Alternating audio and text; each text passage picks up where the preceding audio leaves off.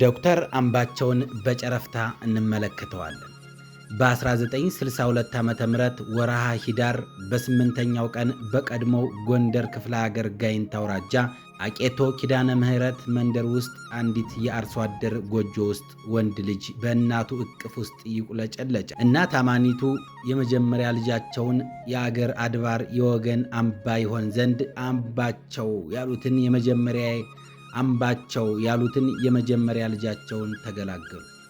ሕፃኑ አምባቸው ለትምህርት ሲደርስ በቀያቸው አቅራቢያ ወደሚገኘው አቄቶ የመጀመሪያ ደረጃ ትምህርት ቤት ተላከ። መምህራኑ ጉብዝናውን ለመረዳት ብዙ ጊዜ አልወሰደባቸው። ከክፍል ወደ ክፍል ሲሸጋገር ከኋላው እንጂ ከፊቱ የቀደመው ተማሪ አልነበረም። ቀዳሚዎቹ የክፍል ደረጃዎች አቻዎቹን ከኋላ እያስተካከለ ገሰገሰው ታዳጊው አምባቸው የአራተኛ ክፍል ቀዳሚዎቹ የክፍል ደረጃዎች አቻዎቹን ከኋላ እያስከተለ የገሰገሰው ታዳጊው አምባቸው የአራተኛ ክፍል ትምህርቱን በመንፈቅ አገባዶ በቀሪው ግማሽ ዓመት ወደ 5ኛ ክፍል ተዛወረ።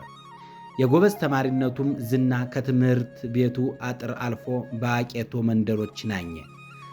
ሰኔ መጨረሻ ትምህርት ሲዘጋ እንኳን ከተማሪ ቤቱ ወንበርና ጠረጴዛ በመዋስ ክረምቱን ሲያጠና መክረሙ የአካባቢውን አቻዎቹን ያስደንቅ ነበር። እያየ በሚል ቁልምጫ ለሚጠራቸው አባቱ ጥልቅ ፍቅርና ስስት ነበረው። መቶ አለቃም በማኅበረሰቡ ዘንድ የተከበሩና የተወደዱ ደግ ሰው እንደነበሩ ያስታውሱ ሁሉ አንድ ገጠመኛቸውን ያወሳሉ። የመቶ አለቃ መኮንን ሲሳይ አባት ማለትም የአምባቸው አያት ሲሳይ ቡቃያም ቅን ነበሩ። እናም የዶክተር አምባቸው መኮንን ቅንነት የሱ ብቻ እንዳልሆነ ከቤተሰቡ የወረሰው ተወልዶ ያደገበትና የኖረበት እንደሆነ በልበ ሙሉነት ለመናገር ይቻላል። ታታሪው አምባቸው የመጀመሪያ ደረጃ ትምህርቱን ጨርሶ ለመለስተኛ ሁለተኛ ደረጃ ትምህርት የ2 ሰዓት የእግር ጉዞ ወደሚጠይቀው አረብ ገበያ አመራ።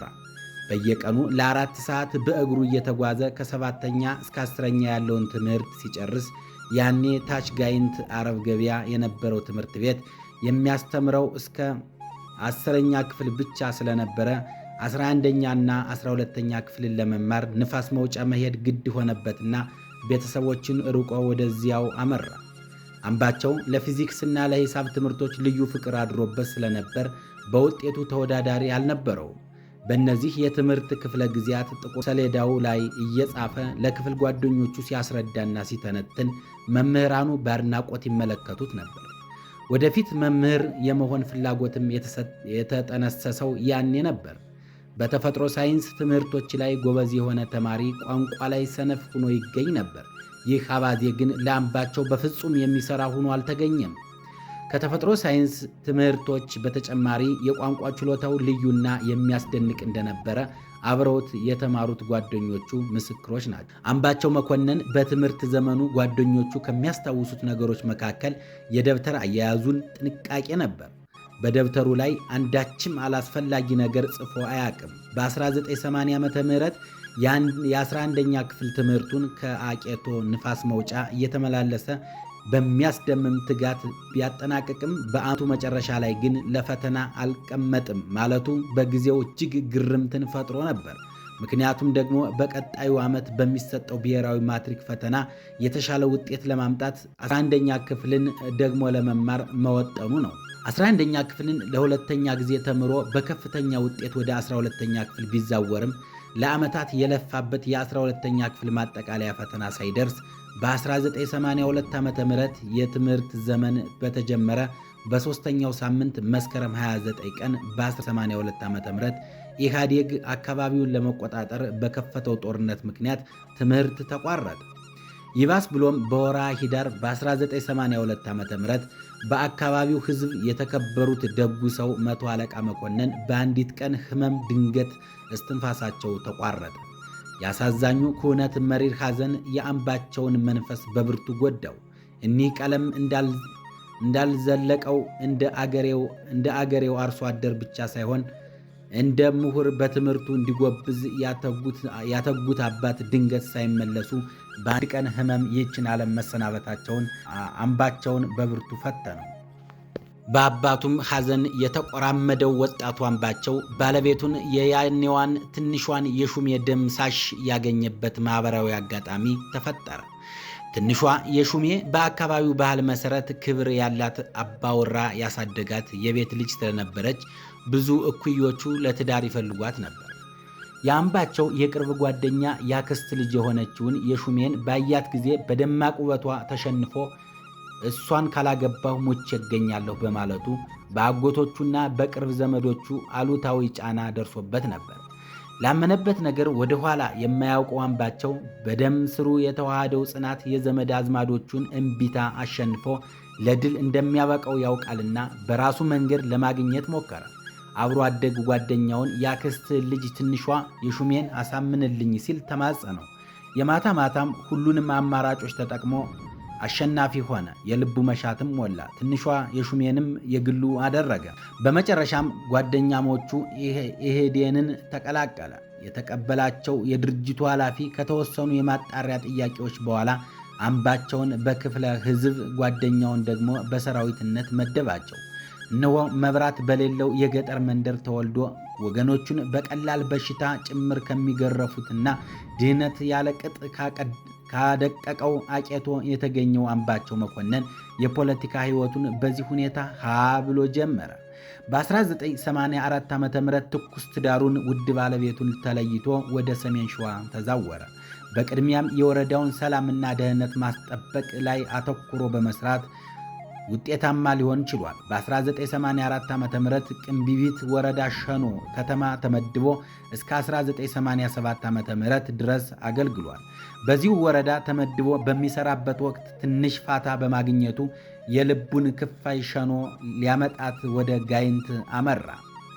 ባለቤቱ ወይዘሮ ሹሜም ናፍቆቱ ሲከብዳት የ1 ዓመት የመጀመሪያ ልጃቸው ነፃነት አምባቸውን አዝላ ወደ ሸኖ ጉዞ ጀምራ ስለነበር ጥንዶቹን በመንገድ ተላለፉ። የሹሜ ሸኖ ደርሳ ጓደኞቹ የአምባቸውን አለመኖር ሲነግሯት ደነገጠች። አምባቸው ሚስቱን ሊያመጣት ጋይንት ሂዷል ሲሏት ተደናግጣ ሚስቱማ እኔ ነኝ አለቻቸው። በነገሩ የተደነቁት ጓደኞቹ እዛው ሲያጣት ተመልሶ እንደሚመጣ አስረድተው እሱ ክፍል አርፋ እንድትጠብቀውም አደረጉ። አምባቸውም ጋይንት ደርሶ ሚስቱን እሱን በመናፈቅ ብዛት ወደ ሸኖ ፍለጋ መውጣቷን ሲነገረው ከመንገዱ ድካም ሳያገግም ሳይውልም ሳያድር ወደ ሸኖ ተመለሰ። የበኩር ልጁን ነፃነት አምባቸውንና ውድ ባለቤቱን ወይዘሮ ሹምዬ ደምሳሽን ሸኖ መኖሪያ ቤቱ ደርሶ በሰላምና በጤና ሲያገኛቸው ደስታውን መቆጣጠር አልተቻለውም ነበር። አምባቸው መኮንን የወጣትነትና አፍላ የሥራ ዘመኑን ያሳለፈው በሰሜን ሸዋ ባሳግርት፣ በቅንብቢት፣ በአንጎላላ ወረዳ፣ በሸኖ ከተማ፣ በጠራ ወረዳ፣ በጫጫ ከተማ ሲሆን በኋላ ወደ ጣርማ በር ወረዳ ደብረ ሲና ከተማ በመሄድ ለ1 ዓመት ያህል አገልግሏል። በሰሜን ሸዋ ቆይታው ብዙ ቦታ ተዘዋውሮ ቢሰራም በቅንብቢት ወረዳ በሸኖ ከተማ ረዘም ያለ ጊዜ ከማሳለፉም በላይ መልካም ወዳጆቹን አፍርቶበታል።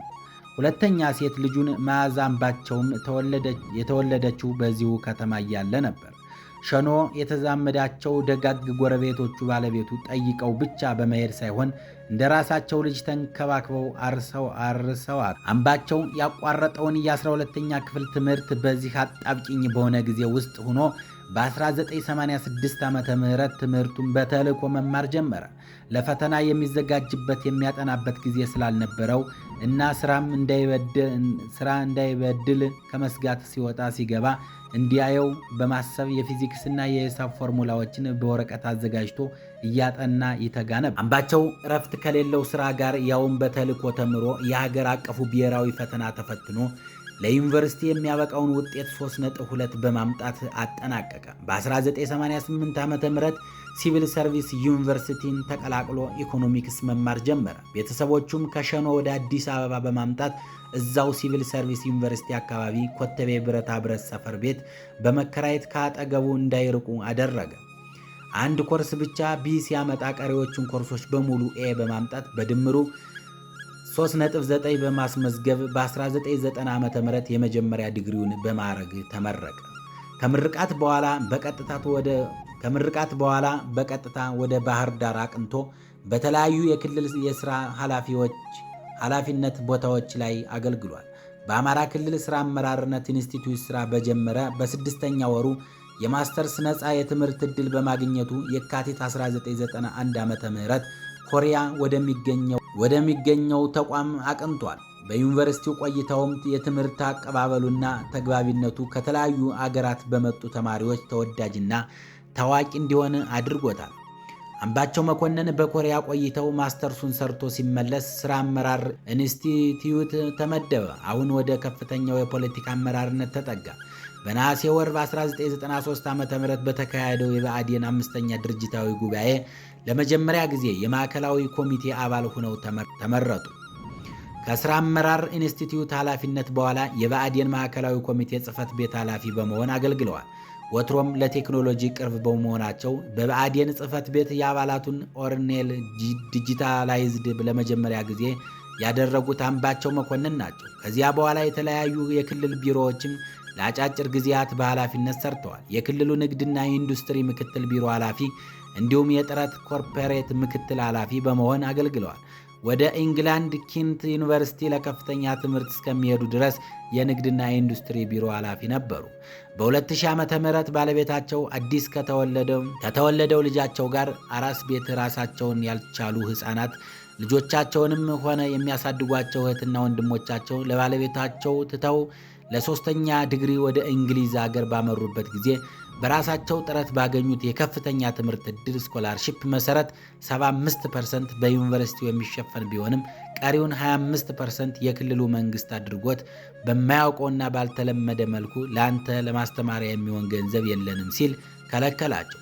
ብአዴን የሚመራው አማራ ጠል በሆኑ ሰዎች እንጂ በራሱ ልጆች አይደለም እያሉ በየመድረኩ በተቃውሞ መጋፈጣቸው ለትምህርት ዕድሉ ክፍያ መከልከል ምክንያት መሆኑ በብዙሃን ጓደኞቻቸው ምስክርነት የተሰጠበት እውነታ ነው። በአምባቸው ላይ የተፈጸመው የክልከላ ሴራና ተንኮል የሚያውቁት ጓዶች ቀሪውን የዩኒቨርሲቲ 25% ክፍያ ከደሞዛቸው ላይ እያዋጡ ለመሸፈን ተረባረቡ። ይህም ሆኖ አንጋፋዎቹ የድርጅቱ አመራሮች አልተኙላቸውም። አሳቀው በዛው በወጡበት እንዲቀሩ ለማድረግ ያልቆፈሩት ጉድጓድ አልነበረም። ብዙም የስም ማጥፋትና መሰል ውንጀላ ዘመቻዎች በመከራና ጫና ውስጥ አልፈው ትምህርታቸውን ጨርሰው ዶክተር የሚል ማዕረግ ከስማቸው ፊት በክብር አኑረው አገሬንማ ለጅብ ጥያት አልቀርም ብለው በድል ተመልሰዋል። ያ የምርምር ስራቸው በተመረቁበት ዓመት ከምርጥ 10ዎች አንዱ ሆኖ ተመርጧል። በ2004 ዓ.ም ፒኤችዲው የትምህርት ቆይታ በኋላ የአማራ መልሶ መቋቋም ልማት ድርጅት አመልድ ዳይሬክተር በመሆን አገልግለዋል። ቀጥሎም በምክትል ርዕሰ መስተዳደር ማዕረግ የኢንዱስትሪና ከተማ ልማት ቢሮ ኃላፊነት ተረክበው በብቃት መርተዋል። ከክልሉ ኃላፊነታቸው በመቀጠልም ወደ ፌዴራል ተዛውረው ከመስከረም 25 2008 ዓ.ም እስከ ጥቅምት 21 2009 ዓ.ም ድረስ የኮንስትራክሽን ሚኒስትር ሆነው በመሾም ለ1 ዓመት ከ1 ወር አገልግለዋል። በተጨማሪም ለ6 ወራት የከተማ ልማትና ቢሮዎች ሚኒስትር እንደገናም ለተጨማሪ 6 ወራት የኢንዱስትሪ ሚኒስትር በመሆን አገልግለዋል። ከጥቅምት 12 2011 ዓ.ም ጀምሮ የአማራ ክልል ፕሬዝደንት ሆነው እስከ ተሾሙበት ቀን ድረስ የጠቅላይ ሚኒስትሩ የመሰረተ ልማት አማካሪ ሚኒስትር በመሆንም አገልግለዋል።